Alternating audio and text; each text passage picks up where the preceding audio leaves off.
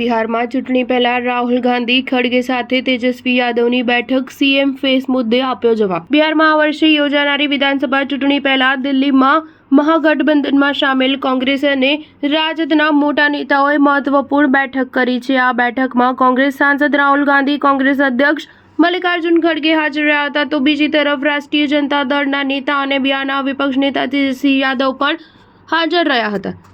રાહુલ ગાંધી અને ખડગે સાથે બેઠક બાદ તેજસ્વી યાદવે મીડિયા સાથે વાતચીત પણ કરી હતી। આ વાતચીતમાં તેજસ્વી યાદવે બિહારમાં મહાગઠબંધનના સીએમ ફેસ મુદ્દે પણ જવાબ આપ્યો।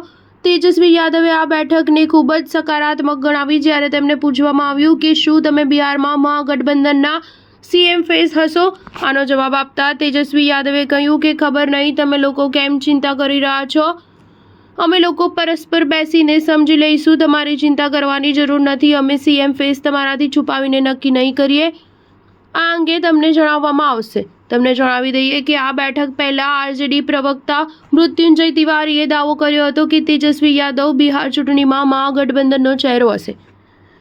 આ પહેલા પણ આરજેડીના ઘણા નેતાઓ આ દાવો કરી ચૂક્યા છે। જો કે કોંગ્રેસ શરૂઆતથી જ કહેતી હતી કે મુખ્યમંત્રીના ચહેરા અંગેનો નિર્ણય ચૂંટણી પછી લેવામાં આવશે। રાહુલ ગાંધી અને મલ્લિકાર્જુન ખડગે સાથે સામસામે થયેલી વાતચીત બાદ તેજસ્વી યાદવે કહ્યું કે બિહાર સાથે સાવકા જેવો વ્યવહાર કરવામાં આવ્યો છે। બિહાર સૌથી ગરીબ છે, ખેડૂતોની આવક સૌથી ઓછી છે અને બિહારમાં પલાયન સૌથી વધારે છે।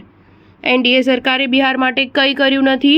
અમે તમામ મુદ્દાઓનો આધાર પર ચૂંટણી લડવા માંગીએ છીએ। બિહારના મુખ્યમંત્રી નીતિશ કુમાર પર નિશાન સાધતા તેજસ્વી યાદવે કહ્યું કે નીતિશ કુમાર હાઈજેક થઈ ચૂક્યા છે, જનતા જ માલિક છે અને બિહારમાં એનડીએ સરકાર નથી બની રહી। સ્ટાર ન્યૂઝ 7 હંમેશા સચ્ચાઈની સાથે।